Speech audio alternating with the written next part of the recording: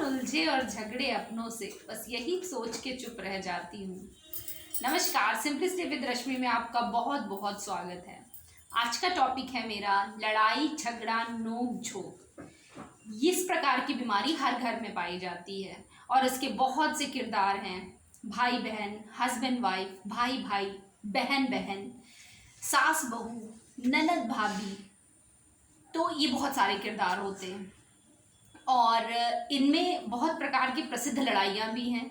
जैसे भाई भाई की लड़ाई के लिए तो भारत का इतिहास ही प्रसिद्ध है। आप महाभारत, रामायण, इसमें इसका बहुत अच्छा उदाहरण मिलता है। महाभारत में कौरवों पांडवों की लड़ाई किसी से छुपी नहीं है। रामायण में राजा और उनकी राजा बाली थे और उनके भाई सुग्रीव की लड़ाई किसी से छिपी नहीं थी। तो ये सब लड़ाइयाँ औरंगज़ेब की, सुल्तानों बादशाहों की ज़्यादातर हुआ करती थी और 4 ज इनके लिए उत्तरदायी होते थे। अब आप सोचते होंगे 4 ज क्या हैं? जर, जोरू, ज़मीन, जायदाद, इन 4 की ही वजह से लड़ाई होती है। सबसे फेमस और चुटीला सा, चुटकुले से भरा हुआ लड़ाई तो सास बहू का होता है। उसमें कितनी भी नोक झोंक हो, कितने जोक्स बनते हैं, कितनी बातें होती हैं। जब तक तो ये युद्ध एक मीठे मोड़ पर रहता है तब तक तो ठीक होता है। अगर ये बातें बढ़ जाती हैं और प्रतिदिन का टेंशन देने लगती हैं तो ये गलत है भाई। कहते हैं घर में हर समय लड़ाई झगड़े का माहौल होने से घर में लक्ष्मी जी प्रवेश नहीं करती हैं। आपसी द्वेष के कारण ही हमारे बीच में लड़ाई झगड़ा होता है। इन लड़ाई झगड़ों से निजात पाने के लिए कुछ नुस्खे हैं जिन्हें आप अपना सकते हैं। पहला, पोछा तो हर घर में लगता है तो आप उसमें थोड़ा नमक डाल लीजिए। कहते हैं एक सकारात्मक ऊर्जा पूरे घर में रहेगी। दरवाज़ों के बीच से कभी चर्र चर्र की आवाज़ नहीं आनी चाहिए। सोते समय सिर को हमेशा पूर्व दिशा में रखना चाहिए। कांटेदार वृक्ष मत लगाइए। सुंदर सुंदर महकदार पुष्प लगाइए घर में। कनेर का पुष्प भी छत के नीचे नहीं आना चाहिए।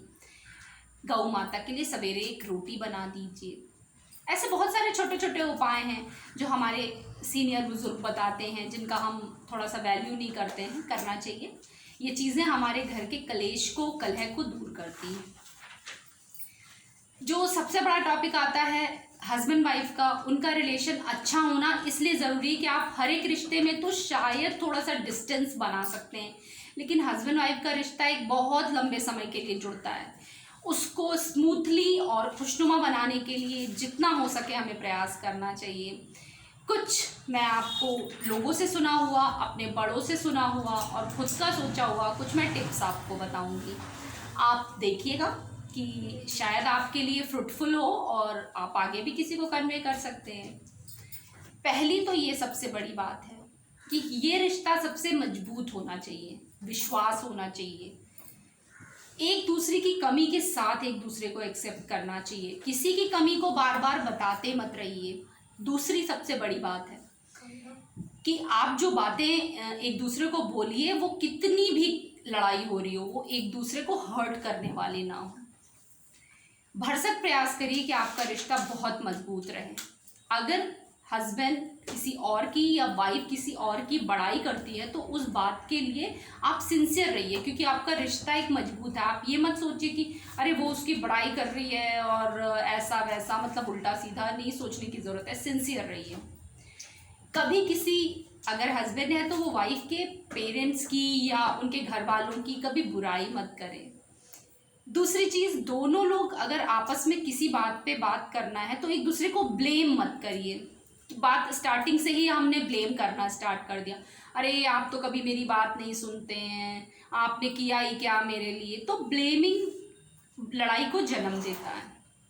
कुछ कमियों के साथ अगर आप समझिए कि रोज इसी बात पे विवाद हो रहा है घर में, तो उन चीज़ों को छोड़ दीजिए कि ये ऐसी ही रहेंगी। मान लीजिए किसी के, मैं तो बहुत पीक पे बता रही हूँ, किसी के हस्बैंड ड्रिंक करते हैं और वो रोज़ उसी टाइम पे बैठ जाते हैं, तो आप इस पे विवाद करने की ज़रूरत नहीं है। रोज़ होती है कलह, बच्चे भी परेशान होते हैं, सब दुखी होते हैं, तो फिर बेटर ये कि लीव, उनको करने दीजिए जो वो कर रहे हैं। आप अपने हिसाब से चलिए, क्योंकि कुछ चीज़ें नहीं बदली जा सकती हैं। आप बहुत कोशिश कर चुकी हैं, आप नहीं बदल सकती हैं। दूसरी सबसे बड़ी बात है कि उस हद तक बदलने की कोशिश करिए जहाँ तक वो आदमी बदल सके।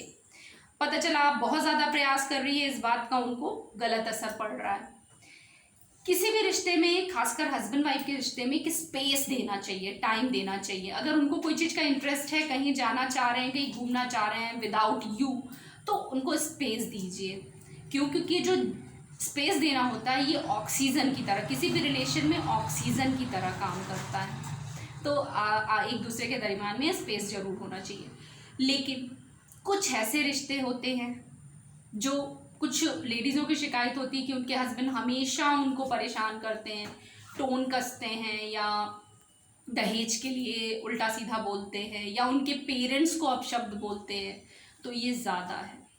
अगर 1% भी रिश्ते को संभालने की चांसेस हैं तो आप ज़रूर कोशिश करिए, भरसक कोशिश करिए। लेकिन अगर ये बातें हर रोज़ बढ़ रही हैं तो कहते हैं ना, बहुत अच्छी सी एक शायरी है कि वो अफसाना जिसे अंजाम तक ले जाना ना हो मुमकिन, उसे एक खूबसूरत मोड़ पे छोड़ देना अच्छा। इसीलिए अगर आप इन रिश्तों में रोज घुट रहे हैं, रोज परेशान हो रहे हैं, तो मुझे नहीं लगता आप इसके लिए खुद को परेशान करना अच्छी बात है। सेल्फ रिस्पेक्ट सबसे बड़ी चीज़ है, उसको सबसे ऊपर रखना चाहिए। तो ये कुछ बातें थी। अगर आपको ये बातें मेरी अच्छी लगी हों, या आप मुझे कुछ और सजेशन देना चाहते हैं, या मेरी इन बातों से आपके किसी भी फ्रेंड की लाइफ में कोई फ़र्क पड़ सकता है, तो प्लीज़ उनको ज़रूर दीजिए। और कुछ रिश्तों को संभालने का हक दोनों को होता है। तो क्योंकि कहते हैं ना, ताली दोनों ओर से बजती है। तो एक छोटी सी बात है, वो बात बात पर कहते हैं तुम बहुत लड़ती हो, वो बात बात पर कहते हैं तुम बहुत लड़ती हो, उन्हें कौन बताए कि जहाँ प्यार होता है वहीं तकरार होती है।